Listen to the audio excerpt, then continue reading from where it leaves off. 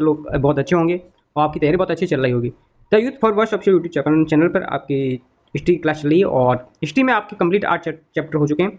आज आपका chapter 9 start होने जा रहा है, जिसमें हम दिल्ली सल्तनत के बारे में पढ़ेंगे। दिल्ली सल्तनत के बारे में हम एक एक क्वेश्चन को डीपली तरीके से देखेंगे कि क्या क्वेश्चन बन सकता है, कैसे क्वेश्चन पूछा जाएगा, एग्जाम से रिलेटेड कैसे क्वेश्चन आ सकते हैं। इस पीडीएफ में वही क्वेश्चन रखे गए हैं जो एग्जाम में आ सकते हैं या आने की संभावना है। उससे बाहर एक भी क्वेश्चन आप जब भी एग्जाम देने जाओगे तो दिल्ली सल्तनत से रिलेटेड अगर कोई भी क्वेश्चन आता है, मैं गारंटी लेके कह रहा हूँ कि आप 100% उसे करेक्ट करके आएंगे। आपकी एक जानकारी के लिए एक अच्छी बात ये बता दूं कि आपको हैंड रिटन नोट्स की पीडीएफ डायरेक्टली प्रोवाइड करा दी गई है।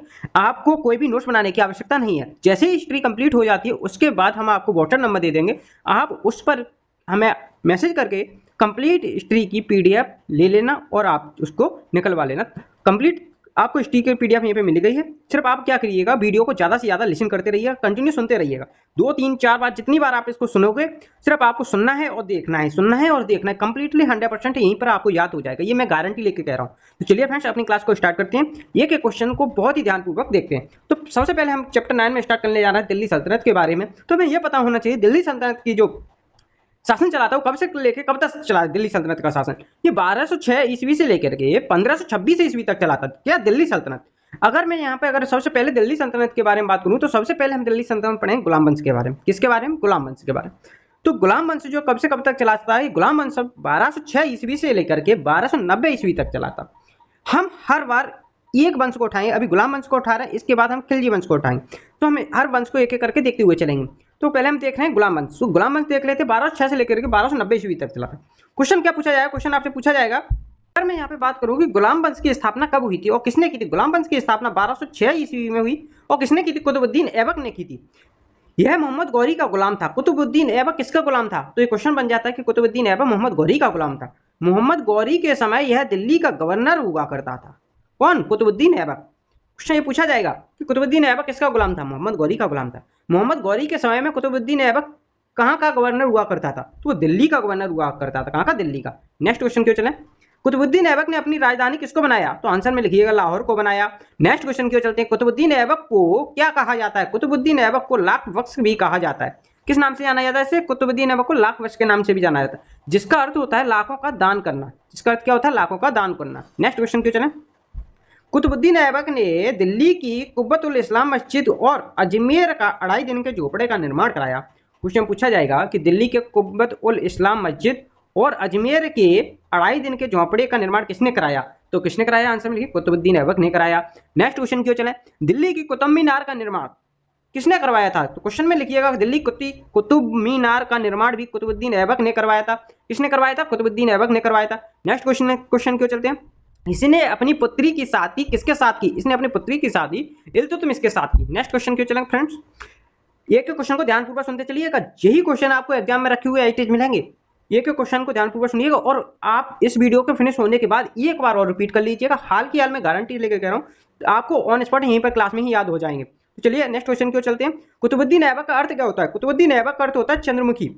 कुतुबुद्दीन ऐबक का अर्थ क्या होता है? चंद्रमुखी। नालंदा विश्वविद्यालय को ध्वस्त किसने करवाया था? बख्तियार खिलजी ने। क्वेश्चन पूछा जाएगा कि नालंदा विश्वविद्यालय को ध्वस्त करने का किसने करवाया था? ध्वस्त किसने करवाया था? बख्तियार खिलजी ने करवाया था। नेक्स्ट क्वेश्चन, यह कुतुबुद्दीन ऐबक का सेनापति था। कौन? बख्तियार खिलजी। कौन था कुतुबुद्दीन ऐबक सेनापति? बख्तियार खिलजी।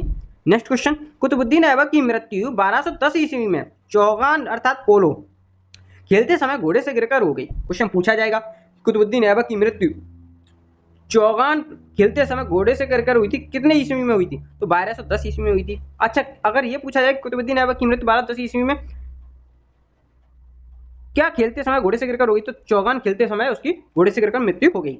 मैं ऐसा कर रहा हूँ कि क्वेश्चन कंप्लीट हो गया होगा। इसे लाहौर में दफनाया गया था। किसको? कुतुबुद्दीन ऐबक को। नेक्स्ट क्वेश्चन क्यों चले फ्रेंड्स, आप एक एक क्वेश्चन को बहुत ही ध्यानपूर्वक सुनते चलिएगा, समझते चलिएगा, साथ ही साथ याद हो जाएंगे आपको। कुतुबुद्दीन ऐबक का उत्तराधिकारी कौन था? कुतुबुद्दीन ऐबक का उत्तराधिकारी आराम शाह हुआ। बहुत अच्छा क्वेश्चन पूछा जाएगा कि कुतुबुद्दीन ऐबक का उत्तराधिकारी कौन था? तो वो था आराम शाह। क्या था? आराम शाह, जिसकी हत्या 1211 ईस्वी में इल्तुतमिश ने की थी। आराम शाह की हत्या किसने की थी? इल्तुतमिश ने। कब की थी? 1211 ईस्वी में की थी। किसने? इल्तुतमिश ने। नेक्स्ट क्वेश्चन क्यों चले, एकता प्रणाली किसने चलाई? एकता प्रणाली इल्तुतमिश ने चलाई। किसने? इल्तुतमिश ने। नेक्स्ट क्वेश्चन, यह दिल्ली सल्तनत का वास्तविक संस्थापक था। कौन? इल्तुतमिश। इल्तुतमिश ने 40 गुलामों का एक संगठन बनाया जिसे तुर्कान ए चैलगानी के नाम से जाना जाता है। क्वेश्चन पूछा जाएगा कि इल्तुतमिश ने 40 गुलामों का एक संगठन बनाया जिसे किस नाम से जाना जाता है? तुर्कान ए चैलगानी के नाम से जाना जाता है। नेक्स्ट क्वेश्चन, इल्तुतमिश ने सबसे पहले शुद्ध अरबी सिक्के जारी किए थे। शुद्ध अरबी के सिक्के किसने जारी किए थे? इल्तुतमिश ने। नेक्स्ट क्वेश्चन, चांदी के सिक्कों को टका और तांबे के सिक्कों को जीतल कहते थे। क्वेश्चन में ये पूछा जाएगा कि इल्तुतमिश के जो 2 प्रकार के सिक्के चलाए थे, एक था टका और एक था जीतल। जो टका हुआ करता था वो किसका बना था? वो चांदी का। और जो जीतल हुआ करता था वो किसका बना होता था? वो तांबे का। किसका? तांबे का। नेक्स्ट क्वेश्चन क्यों चले, चलिए नेक्स्ट क्वेश्चन देखते हैं। इल्तुतमिश तुर्क का रहने वाला था। इल्तुतमिश कहाँ का रहने वाला था? तुर्क का। नेक्स्ट क्वेश्चन, यह कुतुबुद्दीन ऐबक का गुलाम और दामाद था। क्वेश्चन पूछा जाएगा कि कुतुबुद्दीन ऐबक का गुलाम कौन हुआ करता था? तो कुतुबुद्दीन ऐबक का गुलाम उस इल्तुतमिश था, जो कि उसका दामाद भी था। कुतुबुद्दीन ऐबक की मृत्यु के समय बदायूं का गवर्नर था। कुतुबुद्दीन ऐबक की मृत्यु के समय बदायूं का गवर्नर था। कौन? इल्तुतमिश। नेक्स्ट क्वेश्चन, यह अपनी राजधानी लाहौर से बदलकर कहाँ ले आया? दिल्ली ले आया। कौन? इल्तुतमिश। नेक्स्ट क्वेश्चन, इल्तुतमिश पहला शासक था जिसने 1229 ईस्वी में बगदाद के खलीफा से सुल्तान पद की स्वीकृति ली थी। क्वेश्चन पूछा जाएगा, क्या पूछा जाएगा कि इल्तुतमिश पहला शासक था जिसने 1229 ईस्वी में बगदाद के खलीफा से किसकी स्वीकृति ली थी? किस पद की स्वीकृति ली थी? तो सुल्तान पद की स्वीकृति ली थी। कब ली थी? 1229 ईस्वी में। किसने ली थी? इल्तुतमिश ने। और किससे ली थी? बगदाद के खलीफा से ली थी। Question clear? इल्तुतमिश ने 1229 ईस्वी में बगदाद के खलीफा से सुल्तान पद की स्वीकृति ली। इतना सा क्वेश्चन क्लियर हो गया। नेक्स्ट क्वेश्चन, भारत में पहला मकबरा निर्मित कराने का श्रेय किसको है? तो वो इल्तुतमिश को। किसको है? इल्तुतमिश को। नेक्स्ट क्वेश्चन क्यों चला फ्रेंड्स?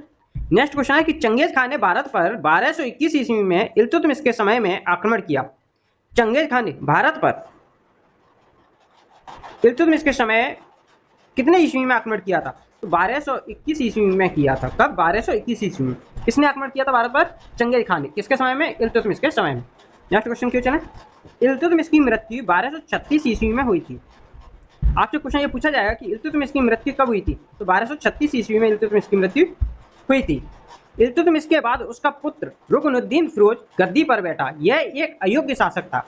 इल्तुतमिश के बाद उसका पुत्र रुकनुद्दीन फिरोज किस पर बैठा था? गद्दी पर बैठा। यह एक कैसा शासक था? यह एक अयोग्य शासक था, जिसमें ज्यादा योग्यता नहीं थे, अयोग्य था। तो इल्तुतमिश का पुत्र का नाम क्या था? इंपोर्टेंट क्वेश्चन इसमें क्या बना? इंपोर्टेंट ये बना कि इल्तुतमिश का पुत्र का नाम क्या था? रुकनुद्दीन फिरोज, जो कि उसकी मृत्यु के बाद गद्दी पर बैठा। शासन की बागडोर उसकी मां शाह तुर्कान के हाथ में थी। तो रुकनुद्दीन फिरोज की मां का नाम था, वो क्या था? शाह तुर्कान। नेक्स्ट क्वेश्चन, तुर्की के अमीरों ने इसको गद्दी से हटा दिया और रजिया सुल्तान को राजगद्दी पर बैठा दिया। तुर्की के अमीरों ने क्या किया कि रुकनुद्दीन फिरोज को गद्दी से हटाकर रजिया सुल्तान को राजगद्दी पर बैठा दिया। रजिया सुल्तान पहली मुस्लिम शासक थी जिसने शासन की बागडोर संभाली है। पहली मुस्लिम शासक कौन थी जिसने शासन की बागडोर संभाली? वो थी रजिया बेगम। नेक्स्ट क्वेश्चन क्यों चले? वह पर्दा प्रथा का त्याग कर पुरुषों की तरह दरबार में आने लगी थी। कौन? रजिया सुल्तान। तो रजिया बेगम का ये जो जब शासन उस पर आती थी राजगद्दी पर बैठे दरबार में, तो पर्दा प्रथा का बिल्कुल भी इसने क्या कर दिया? त्याग कर दिया था। सिर्फ जैसे पुरुष लोग होते हैं कपड़े पहनते हैं, तो ठीक वैसे ही पोशाक पहन करके ये दरबार में आती थी। नेक्स्ट क्वेश्चन, रजिया की शादी अल्तुनिया से हुई। क्वेश्चन पूछा जाएगा कि अल्तुनिया से किसकी शादी हुई थी? रजिया सुल्तान की शादी किससे हुई थी? अल्तुनिया से हुई थी। रजिया की हत्या 1240 ईस्वी में हिंदू डाकुओं द्वारा की गई। रजिया सुल्तान की जो हत्या की गई थी वो किसके 1240 ईस्वी में हिंदू डाकुओं द्वारा कर दी गई। क्वेश्चन पूछा जाएगा कि रजिया की हत्या कितने ईस्वी में हिंदू डाकुओं द्वारा कर दी गई थी? रजिया की हत्या 1240 ईस्वी में हिंदू डाकुओं द्वारा कर दी गई थी। नेक्स्ट क्वेश्चन, यह प्रथम तुर्क महिला शासक थी। नेक्स्ट क्वेश्चन क्यों चलते हैं? 1240 ईस्वी में नसरुद्दीन महमूद दिल्ली का शासक बना। क्वेश्चन पूछा जाएगा कि नसरुद्दीन महमूद दिल्ली का शासक कब बना था? तो आंसर में लिखिएगा कि वह 1240 ईस्वी में क्या बन गया? नसरुद्दीन महमूद दिल्ली का शासक बन गया। नेक्स्ट क्वेश्चन क्यों चला फ्रेंड्स? तो नेक्स्ट क्वेश्चन है हमारा, नसरुद्दीन महमूद टोपी सीकर अपना जीवन निर्वाह करता था। नसरुद्दीन महमूद अपना जीवन कैसे निर्वाह करता था? तो टोपी सी करके, जो टोपी होती है उन्हें बना करके अपने जीवन को निर्वाह करता था, मतलब अपना जीवन जीता था। नेक्स्ट क्वेश्चन क्यों चला? बलबन ने अपनी पुत्री का विवाह नसरुद्दीन महमूद के साथ किया। क्वेश्चन पूछा जाएगा कि बलबन ने अपनी पुत्री का विवाह किसके साथ किया था? तो बलबन ने अपनी पुत्री का विवाह नसरुद्दीन महमूद के साथ किया था। 1265 ईस्वी में नसरुद्दीन महमूद की मृत्यु के बाद बलबन उसका उत्तराधिकारी बन गया। नसरुद्दीन महमूद की मृत्यु के बाद उत्तराधिकारी कौन बना? तो बलबन बना था। नसरुद्दीन महमूद की मृत्यु कब हुई थी? 1265 ईस्वी में हुई थी। और नसरुद्दीन महमूद की मृत्यु के बाद ही कौन बन गया? बलबन उसका उत्तराधिकारी बन गया। नेक्स्ट क्वेश्चन की ओर चलते हैं। बलबन का वास्तविक नाम क्या था? बलबन का वास्तविक नाम था बहाउद्दीन। क्या? बहाउद्दीन। ये बहुत ही इंपॉर्टेंट क्वेश्चन बन जाता है कि बलबन का वास्तविक नाम क्या था। तो अगर 4 ऑप्शन दिए होंगे उसमें से आपको किस पर टिक करना है? बहाउद्दीन पर। ओके, यह इल्तुतमिश का गुलाम था। कौन? बलबन, जिसको बहाउद्दीन भी कहते हैं। किसका गुलाम था? इल्तुतमिश का। Next question. बलबन 1265 ईस्वी में दिल्ली की राजगद्दी पर बैठा। इसने दिल्ली को मंगोलों के आक्रमण से बचाया था। अच्छा, दिल्ली को मंगोलों के आक्रमण से किसने बचाया था? बलबन ने बचाया था। Next question. बलबन ने 40 गुलामों के संगठन का विनाश कर दिया। 40 गुलामों के संगठन का निर्माण तो इल्तुतमिश ने किया था, लेकिन विनाश करने का काम किसने किया था? बलबन ने किया था। 40 गुलामों के संगठन का विनाश करने का काम किसने किया? बलबन ने किया। Next question. बलबन ने सिजदा और पैबोश नामक प्रथा चलाई। बलबन ने सिजदा और पैबोश, ये 2 प्रथाएं थी जो किसने चलाई थी? सिजदा और पैबोश बलबन ने चलाई थी। Next question. बलबन ने फारसी त्योहार नवरोज मनाने की प्रथा आरंभ की।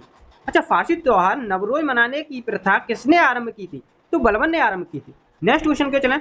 नसरुद्दीन महमूद ने बलबन को उलंग खां की उपाधि दी थी। क्वेश्चन पूछा जाएगा कि नसरुद्दीन महमूद ने बलबन को किसकी उपाधि दी थी? तो उलंग खां की उपाधि दी थी। किसकी? उलंग खां की। उलंग खां की उपाधि किसे दी गई थी? बलबन को दी गई थी। किसने दी थी? नसरुद्दीन महमूद ने दी थी। Question clear? नेक्स्ट क्वेश्चन के चलें। फ्रेंड्स, एक क्वेश्चन को ध्यानपूर्वक सुनते रहना। आपको क्लास में याद करना है और कंप्लीटली याद हो जाएंगे। आप उसके बाद क्या करेंगे? एक बार वीडियो को प्ले और करेंगे, उसके बाद आपको कंप्लीटली मैं 100% गारंटी कह रहा हूँ कि यहीं आप क्लास में सारे क्वेश्चन याद होंगे। आपको दोबारा याद करने की आवश्यकता नहीं है, कोई भी क्लास लेने की आवश्यकता नहीं पड़ेगी। आपको जब भी आप क्वेश्चन देखेंगे तुरंत डायरेक्ट टिक करोगे। चलिए नेक्स्ट क्वेश्चन के चलते हैं कि सिजदा और पैबोश नामक प्रथा किसने चलाई थी? बलबन ने चलाई थी। क्वेश्चन क्लियर हो गया। Next question.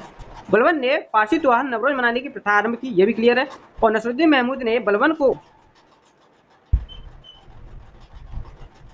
के दरबार में फारसी के प्रसिद्ध कवि अमीर खुसरो और अमीर हसन रहते थे। बलबन के दरबार में फारसी प्रसिद्ध कवि कौन कौन रहते थे? तो अमीर खुसरो और अमीर हसन रहते थे। अमीर खुसरो और अमीर हसन ये प्रसिद्ध कवि थे जो किसके दरबार में रहते थे?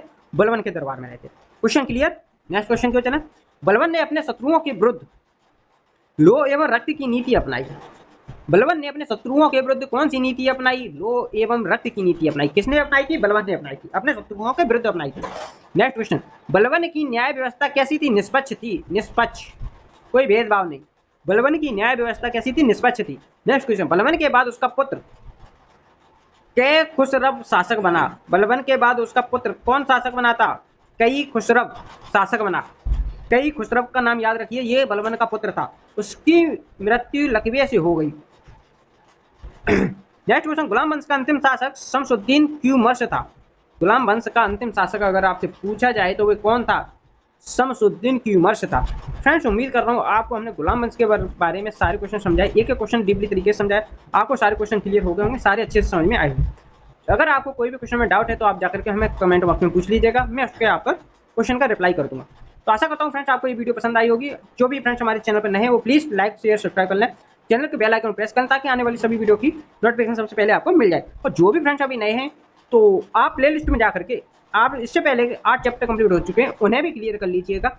और साथ ही साथ में आपकी प्रैक्टिस सेट चल रहे हैं, हिंदी की क्लास चल रही है, रीजनिंग की क्लास चल रही है, प्रैक्टिस सेट चल रहे हैं, आप उन्हें भी कंप्लीटली करते रहिएगा। अगर किसी प्रकार का कोई डाउट है तो आप हमें कमेंट बॉक्स में पूछ लीजिएगा। चलिए फ्रेंड्स, मिलते हैं आपने नेक्स्ट वीडियो में, तब तक के लिए बाय, टेक केयर, जय भारत।